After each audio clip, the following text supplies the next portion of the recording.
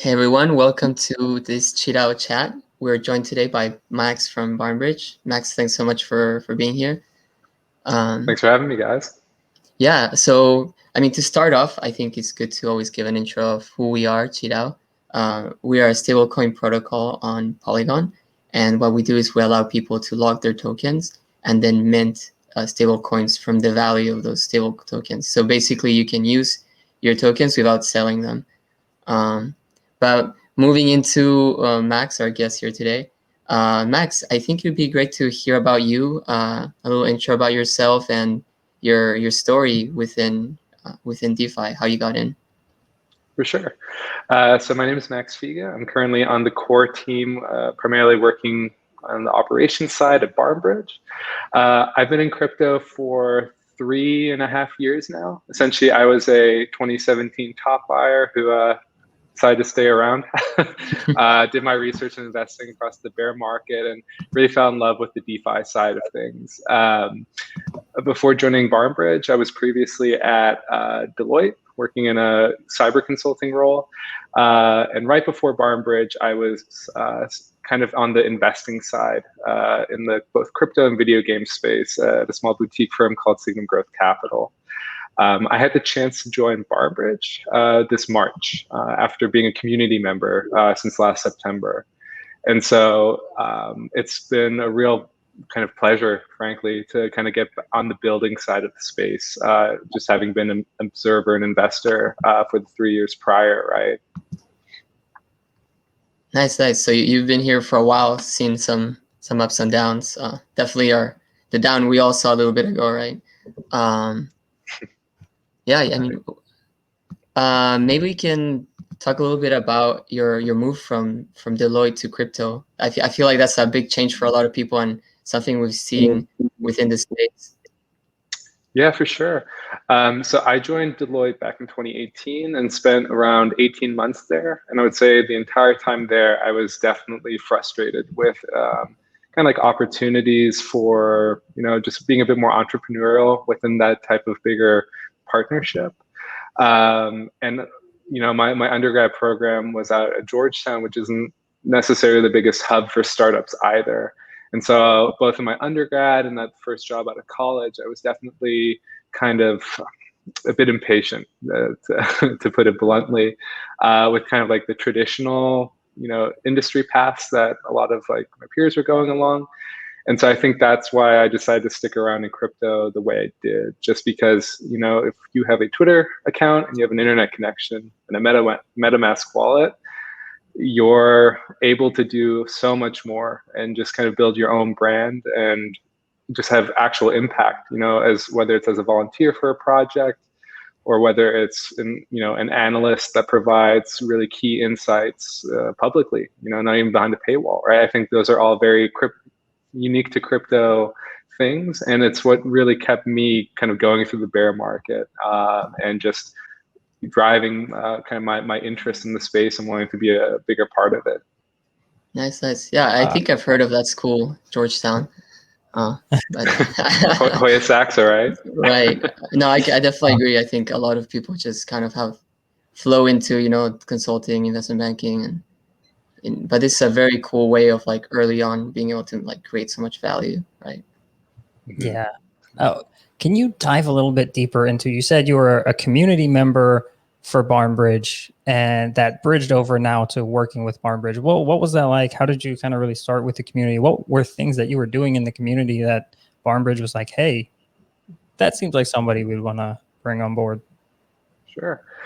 So yeah, I had essentially joined the Discord back in September and just had made an active effort in engaging conversations in the community, answering people's questions when they weren't,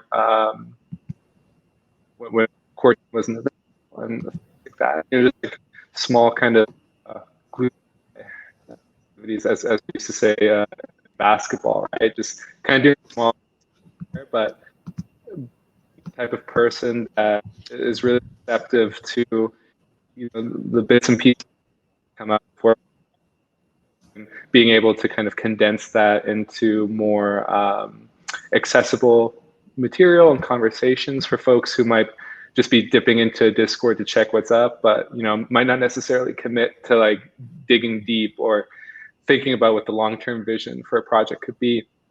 So I did that for a few months, just kind of on my own time. I reached out to the team come this past March and just asked if I could do that more formal role. And I think what really stands out, it's what has been confirmed, by me joining, is kind of this ethos behind the project. Cool.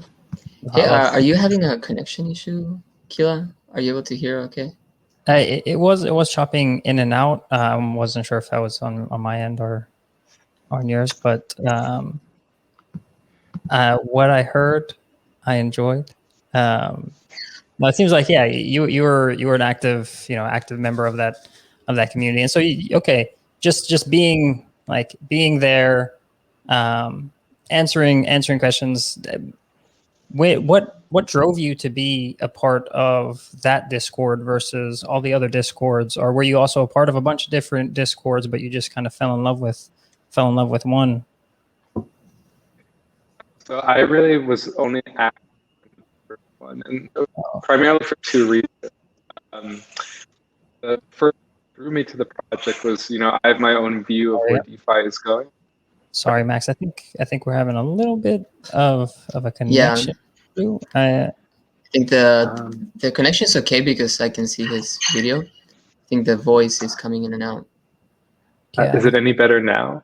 It's perfect now. Yeah. Okay. They fall out of my ears a little bit. Sorry about that. No worries. So yeah, I can restart that segment. So I was drawn to BarnBridge first of all, kind of more so than any other project at the time, because my view on DeFi is the future is very kind of PvP versus PvE. I think DGen Spartan says that a lot, but apps that actively position different user profiles against each other and kind of pit that difference, I think is the future of where DeFi is going. And that's why BarnBridge really stuck out to me as something that has a long-term sustainable vision. But the flip side of that also was that my view was that the way the BarnBridge token distribution and the BarnBridge kind of roadmap were laid out, where that was incredibly community friendly. Only 22% of token supply was earmarked for insiders. And the whole kind of flow of how the product was launched was predicated around the formation. There's no legal entity named BarnBridge. It is purely an on-chain entity. So I think outside of projects to support, that was whole. Sorry, Max, we're having those issues again. Same here. I don't know if it's the headphones or. How about now? Yeah, now it's good. It's good. I think it's in and out. Yeah, we're good now. Okay. And so, yeah, it was that combination of the use case and the actual implementation of kind of like the project management that they attracted me to commit to Discord the way I did. Okay. Cool.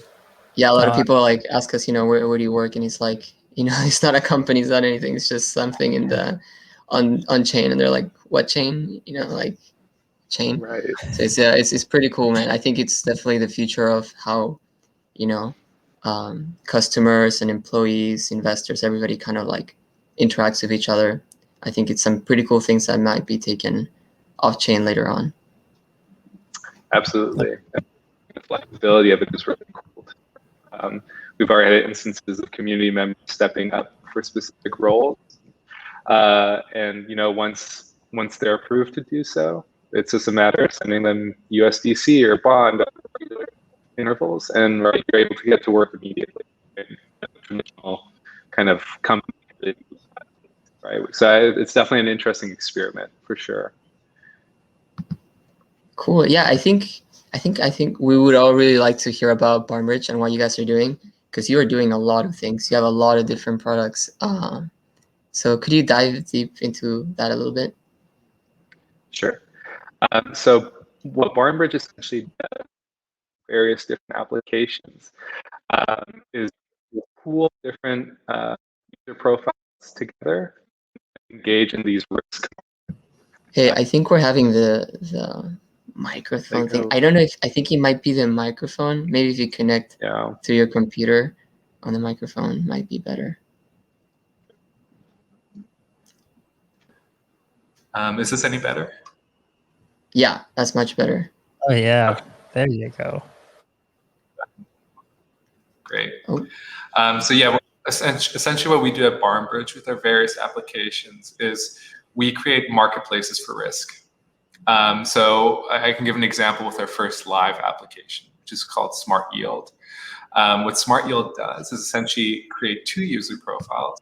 So we refer to those as the senior and the junior tranche. And one side is taking one view on the market for the interest rates that we're essentially dividing up, and the other side is taking a different view. And from that difference, that's where you get this opportunity for alpha, essentially. And so like the simple explanation for Smart Yield is that we are essentially offering one side fixed income. The senior side is essentially saying we will accept lower than market rate interest rates on things like compound USDC or Aave DAI. But in exchange, we want a fixed guarantee in the case of markets going lower for those interest rates. Then on the flip side, we have the junior tranche. They are taking the view that interest rates will be going higher in the future, and they want levered variable exposure to that. They're willing to take the risk of being wrong on that. And what this system allows, because you now have two sides of a marketplace essentially going against each other, is that we're able to offer fixed income to those seniors without necessarily conjuring that from anywhere. You're selling risk from one side to the other.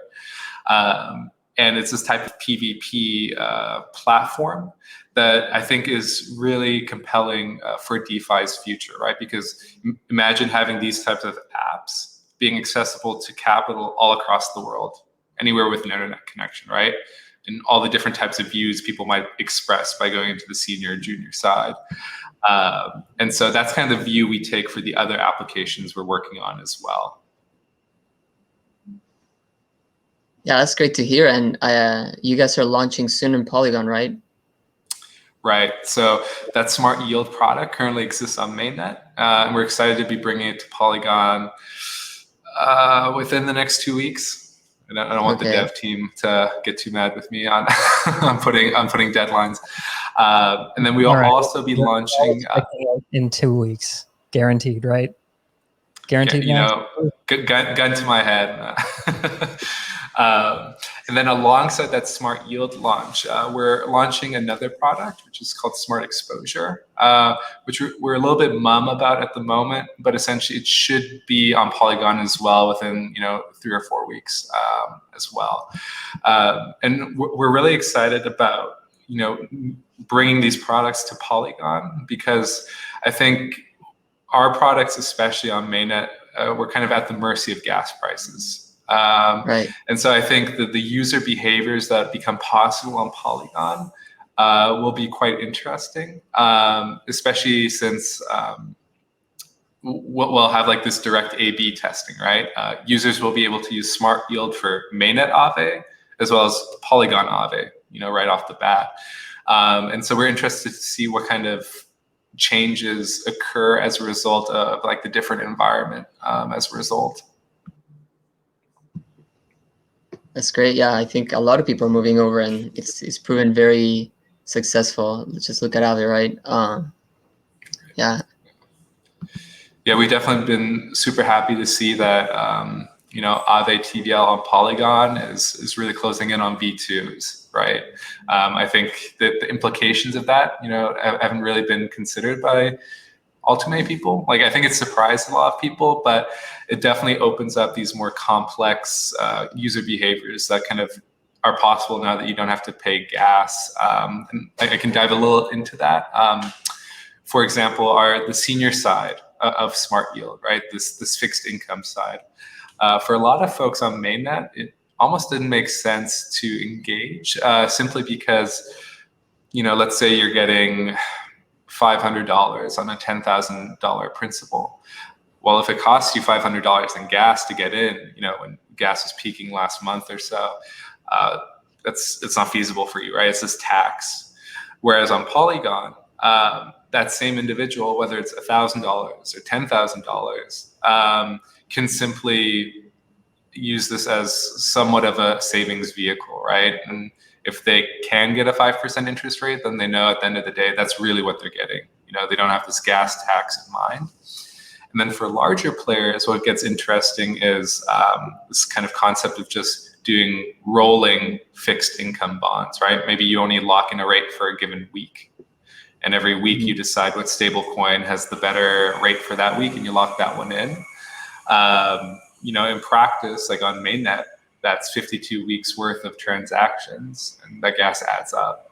Whereas here, that's not a problem, right? Yeah, it's negligible. Exactly. So we're just excited to see what that looks like in the wild, right? Ultimately, we have our theories about what plays out, but it's going to be exciting once things are launched and live and you have real users using real money, right? Yeah, no, I think a lot of people, even within QiDao, the team and the community, have been waiting for that to launch. So we're really excited for you guys coming onto Polygon.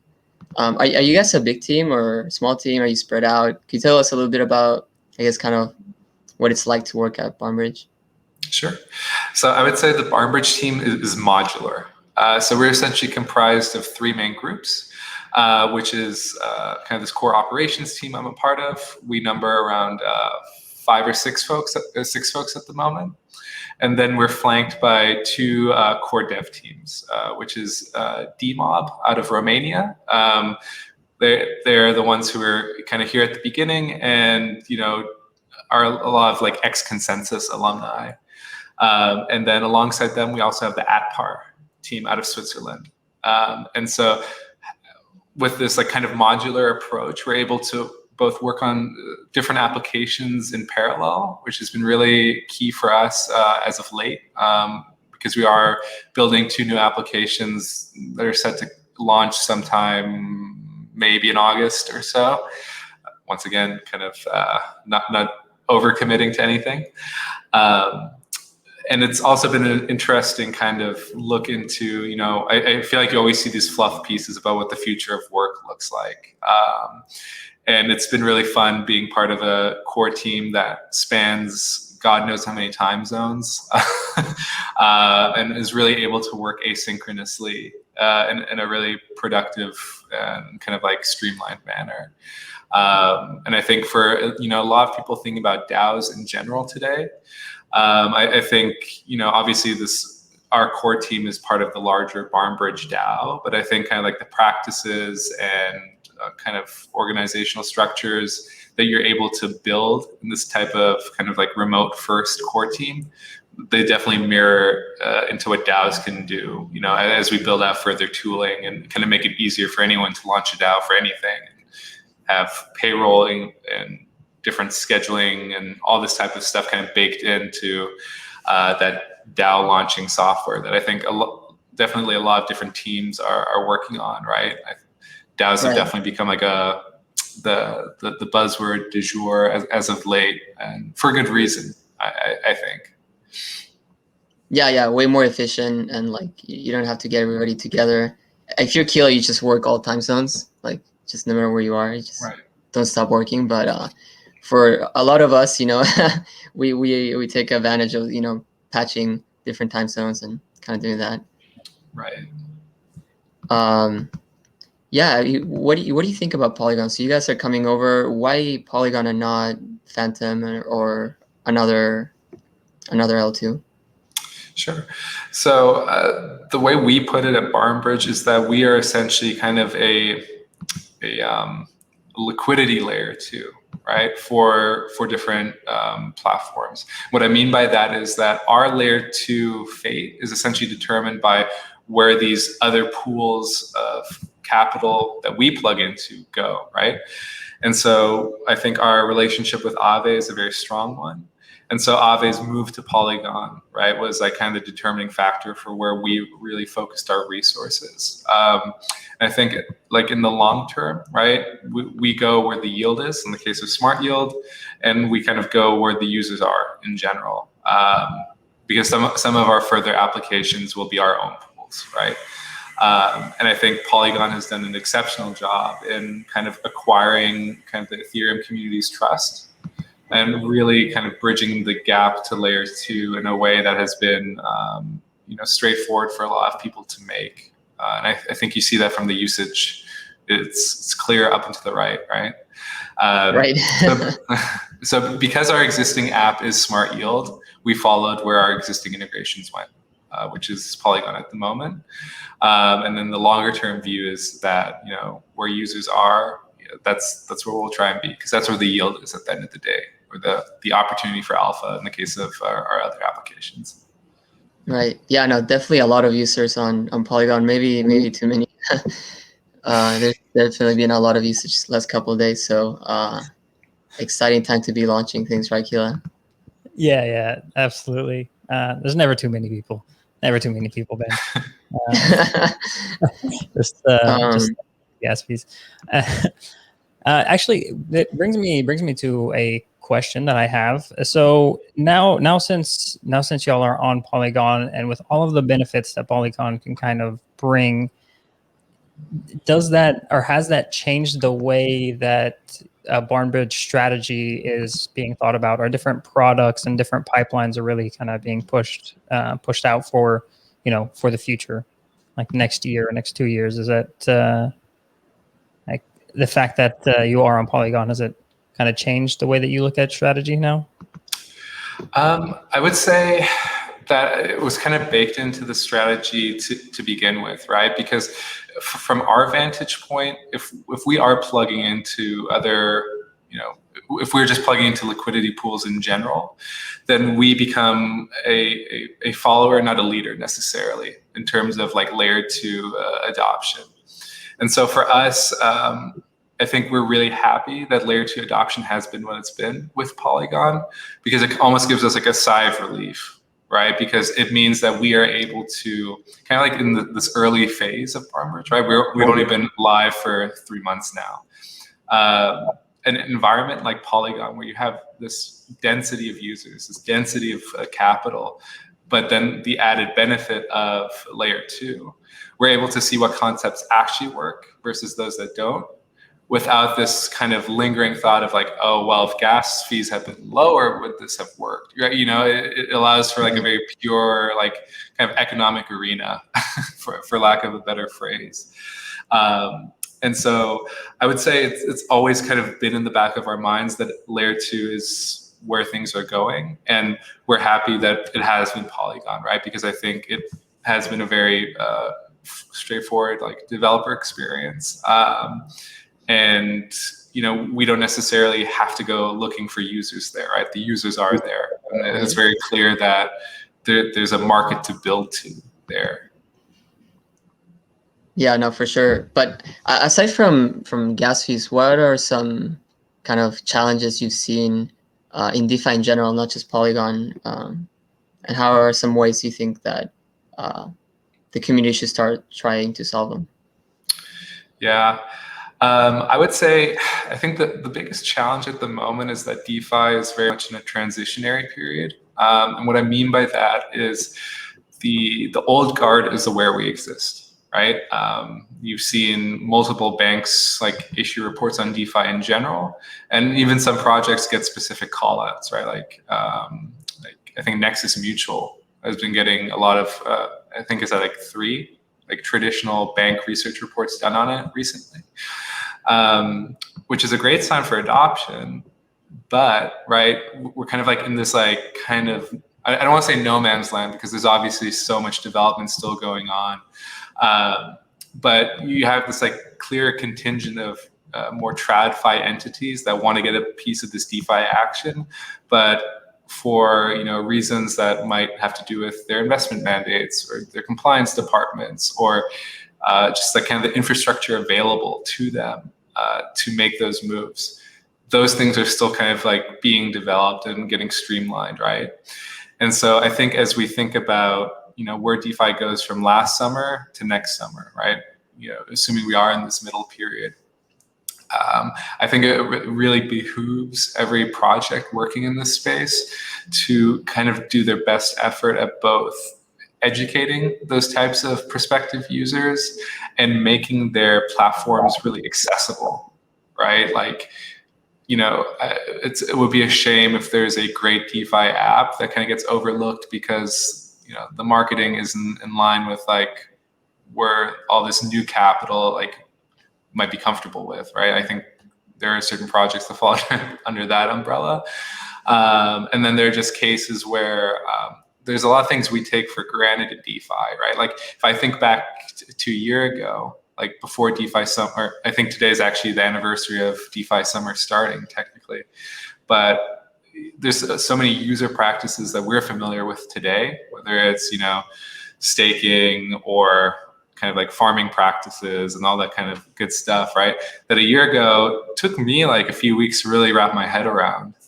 And it's just important to like keep that in mind that, as we're building progressively cooler and cooler things, especially with what layer 2 can enable in terms of more high frequency and type transactions as well, that we kind of keep in mind who we're building for, because I think that audience shift is happening rapidly and probably more rapidly than most DeFi projects are kind of considering, right? We're still kind of in this mindset of, who was using DeFi 3-6 months ago, right? Whereas this new cohort of potential users is coming and they have tons of capital that, any project would be lucky to have.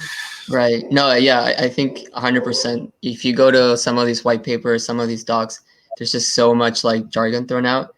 And you have kind of like two bodies of people, like the newcomers that are coming to Polygon because gas fees are so cheap and they want to learn more about DeFi. But even some people that were like OGs in Ethereum, but they got priced out after a while, now coming in and trying to relearn things. And yeah, it can be hard. I think it can be hard to learn what you're doing and then start interacting, because it's not like a bank. Like if you don't know what you're doing, you could lose a lot of money. Exactly. So yeah, especially if you're managing other people's money. Right. And if you're trying to manage other people's money, yeah, it's complicated. Oh, what are some tips that you would give to projects kind of in this scenario that are trying to reach out to the broader audience? Are there little tips and tricks that maybe you've learned from BarnBridge or just from being in the community that you can share? Yeah, I mean, I think Ben put it well, right? It's like this recognition that we use so much jargon and kind of the willingness to break it down before you jump into your pitch, I think has been helpful for the conversations we've had at BarnBridge, right? Because we do use terminology that's familiar to traditional financial folks. Tranching is very common in TradFi. But the moment we say liquidity pool, right? Like everyone's like, what? Or kind of like preempting questions as well, right? Like we understand where yields come from in DeFi. Outsiders do not. Like it is very much climbing a mountain to convince people that, the yields in the current state, right? Like there are caveats to them, obviously. But there is still a market forming here. There's still true, like actual, like financial activity occurring, right? And so I guess it's less of a tip and more just like kind of like bringing that empathy to the table. Like you might engineer the greatest DeFi app known to man, but this recognition that, you really have to put in the work to get across what you've built and kind of the ecosystem in which you have built is almost just as important. And getting used to that, right? It requires a lot of patience, right? Yeah. No, it's especially like even the most simple words, right? Kila, like stablecoin. Yeah, you try to tell something to like, if you just say, oh yeah, CDP stablecoin, and you keep going, and they're looking at you like, you're speaking German. Yeah, true. And a stablecoin. So I guess Max, on the flip side, so that's something that the projects can do. If there's a newcomer to DeFi, because I mean, there's so much talk about it. Where should they go to learn a little bit more, or where did Max go to kind of dive in and learn more? Was it YouTube? Was it Medium articles? Were there certain Twitter accounts that you followed? Mm-hmm.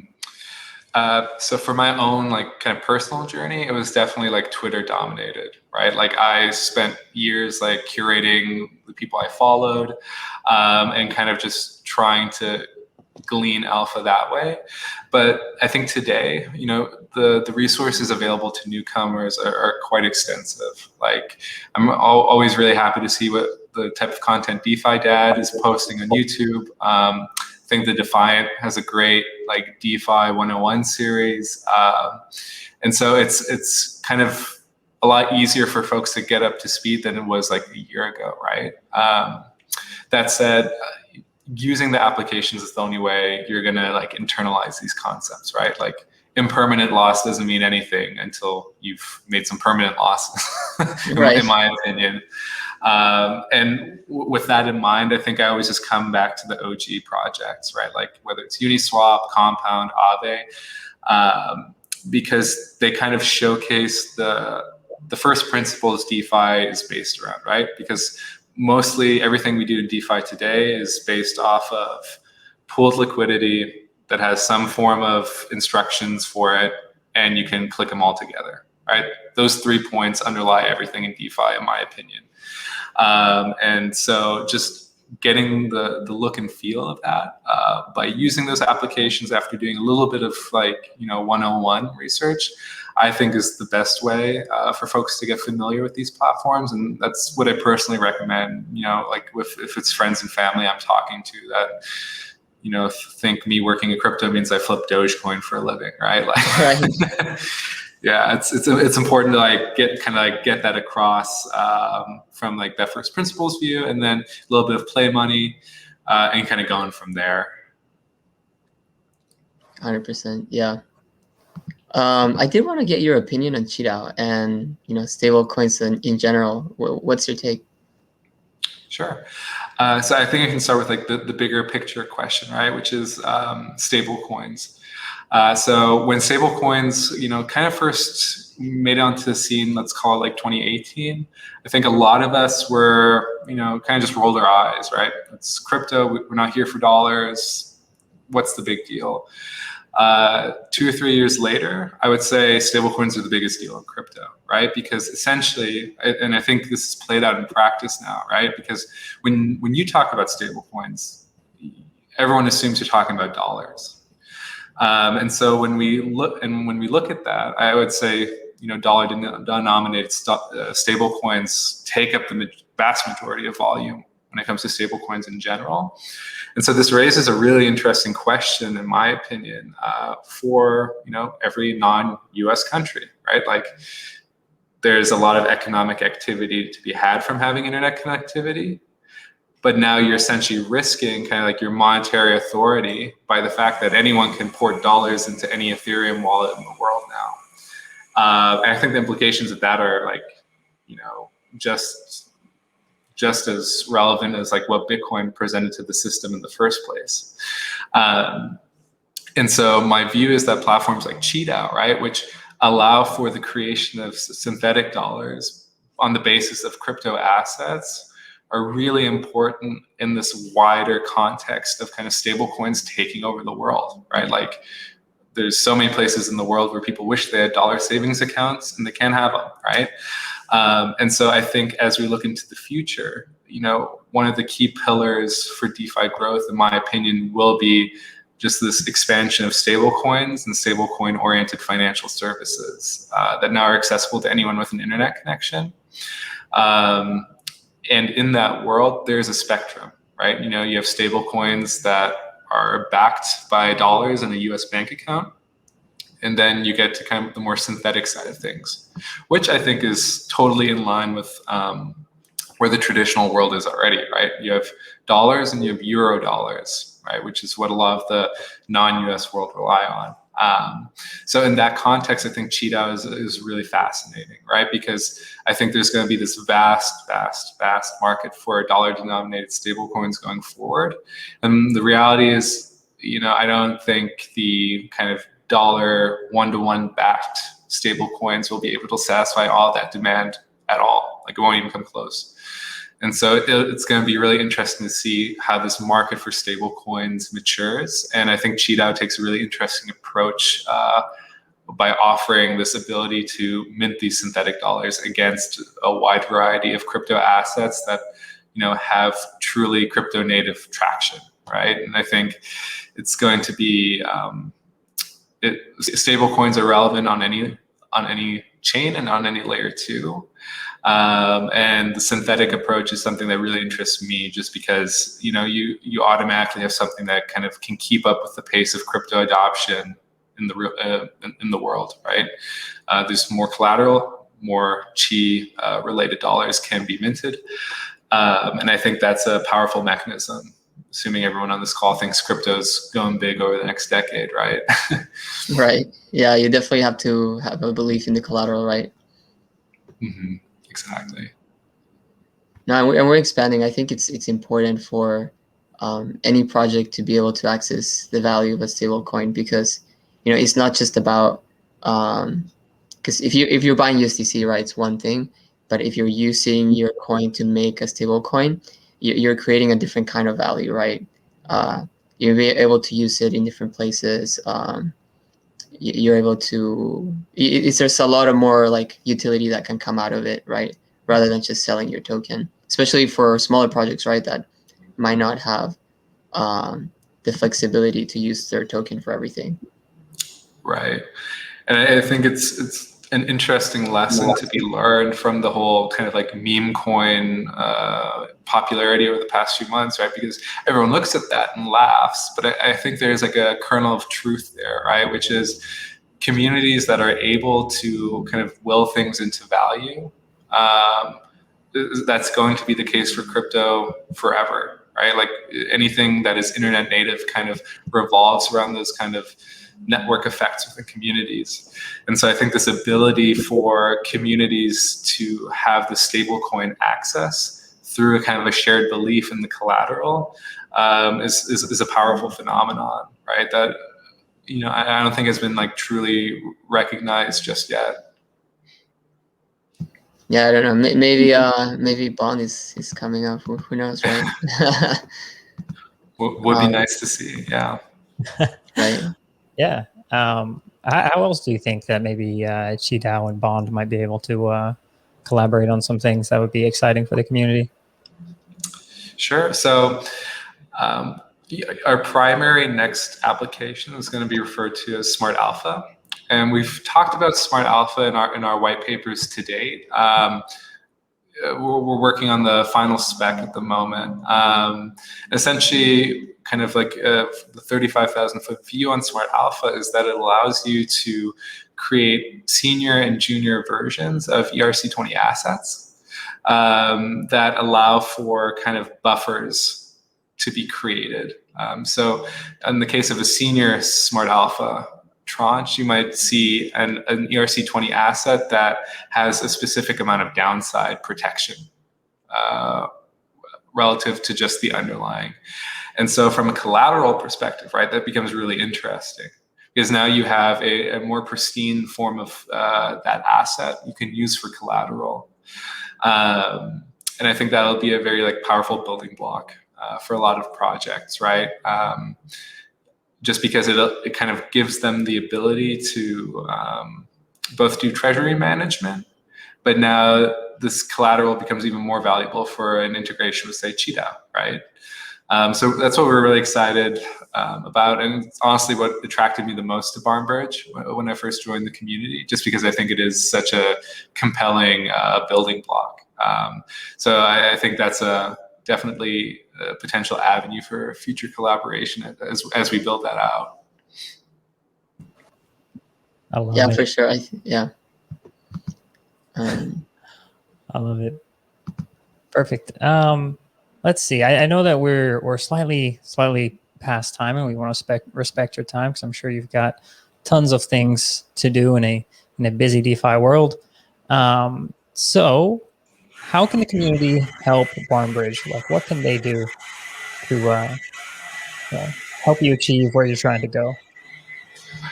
I mean, as we launch on Polygon, I think there's a lot of interesting avenues for people to use our products.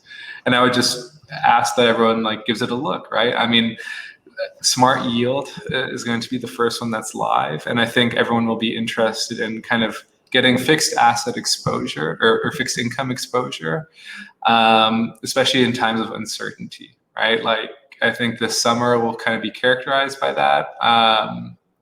You know, everyone kind of sold in May and went away, so to speak. And so for folks that are sitting in stables, right, this could be a potential avenue for earning yield on your stable coins in a way that is a bit different than what you might normally be doing. And then, of course, our Discord is always open.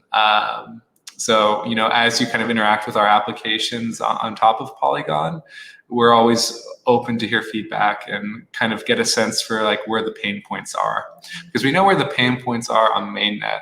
We're actively working to address those, but it'll be interesting to see if Polygon, you know, addresses a few of those or actually brings in new ones. Perfect.